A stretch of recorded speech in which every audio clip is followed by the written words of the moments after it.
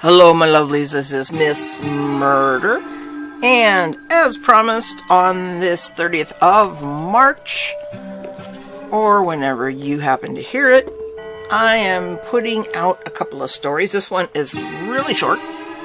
It's from Neil Gaiman. It's from that book, Trigger Warning, Short Fictions and Disturbances. I love it. It's a great book. You have got to get it. This particular story out of this particular book is called Clack The Rattle Bag. Before you take me up to bed, will you tell me a story? Do you actually need me to take you to bed? I asked the boy. He thought for a moment, then with intense seriousness, yes, actually I think I do. It's because I finished my homework, and so it's my bedtime, and I'm a bit scared. Not very scared, just a bit. But it's a very big house, and lots of times the lights don't work, and it's sort of dark. I reached over and tousled his hair.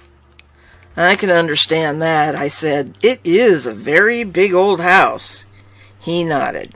We were in the kitchen where it was light and warm. I put my magazine on the kitchen table. What kind of story would you like me to tell you? Well, he said thoughtfully, I don't think it should be too scary, because then when I go up to bed, I will be thinking about monsters the whole time.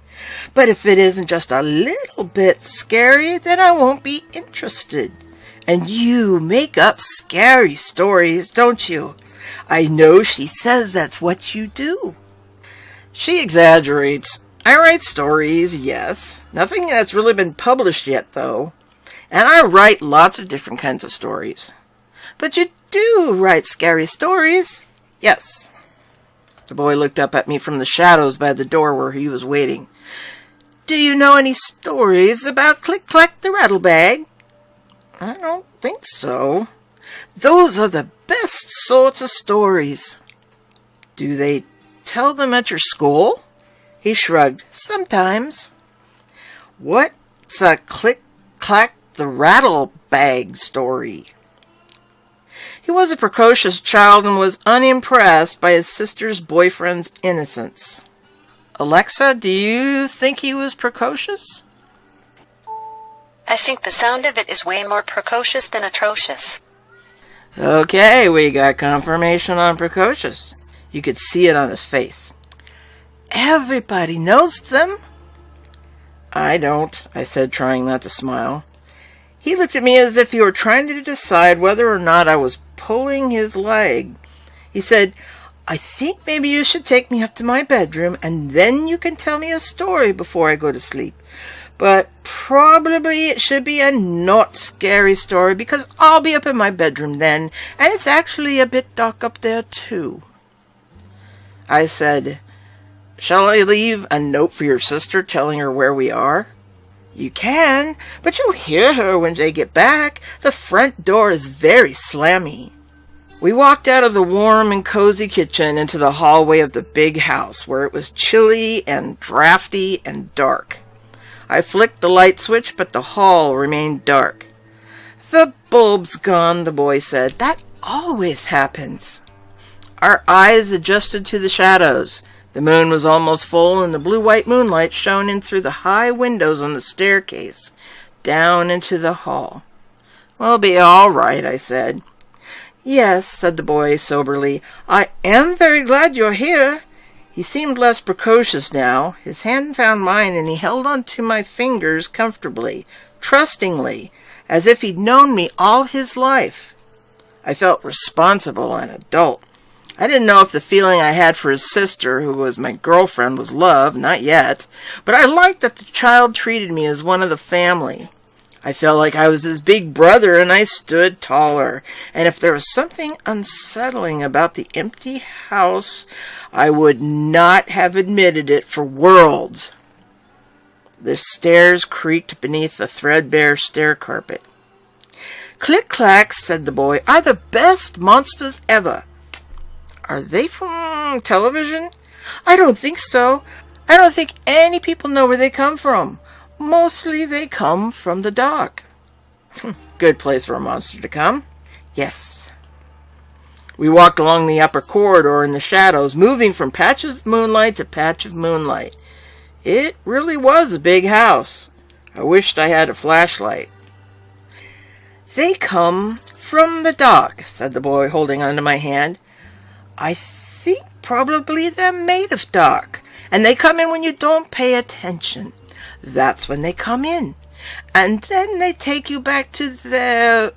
not nests. What's a word that's like nests, but not? House? No, it's not a house. Lair?" He was silent then. "I think that's the word. Yes, lair." He squeezed my hand. He stopped talking. "Right. So, they take the people who don't pay attention back to their lair. And what do they do then, your monsters? Do they suck all the blood out of you like vampires?" He snorted. "Vampires don't suck all the blood out of you. They only drink a little bit, just to keep them going and, fly around. Click-clacks are much scarier than vampires." "I'm not scared of vampires," I told him. "Me neither. I'm not scared of vampires either. Do you want to know what click-clacks do? They drink you," said the boy. "Like Coke?" "Coke is very bad for you," said the boy. "If you pull a tooth in Coke in the morning, it will be dissolved into nothing. That's how bad Coke is for you, and why you must always clean your teeth every night." I'd heard the Coke story as a boy and had been told as an adult that it wasn't true, but was certain that a lie which promoted dental hygiene was a good lie, and I let it pass. "Click-clacks drink you," said the boy. "First they bite you, and then you go all ishy inside, and all your meat and your brains and everything except your bones, and your skin turns into a wet, milkshaky stuff, and then the click-clack sucks it out through the holes where your eyes used to be." "That's disgusting," I told him. "Did you make it up?" We'd reached the last flight of stairs, all the way into the big house. "No." "I can't believe you kids make up stuff like that." "You didn't ask me about the rattle bag," he said. "Right. What's the rattle bag?" "Well," he said sagely, soberly, a small voice from the darkness beside me, "once you're just bones and skin, they hang you up on a hook, and you rattle in the wind." "So, what do these click-clacks look like?"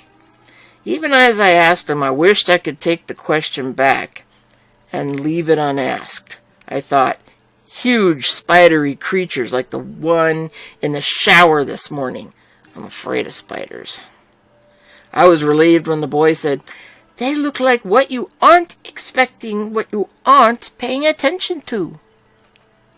We were climbing wooden steps now. I held onto the railing on my left, held his hand with my right as he walked beside me. It smelled like dust and old wood that high in the house. The boy's tread was certain, though, even though the moonlight was scarce. "Do you know what story you're going to tell me to put me to bed?" he asked. "Like I said, it doesn't actually have to be scary." Not really." "Maybe you could tell me about this evening.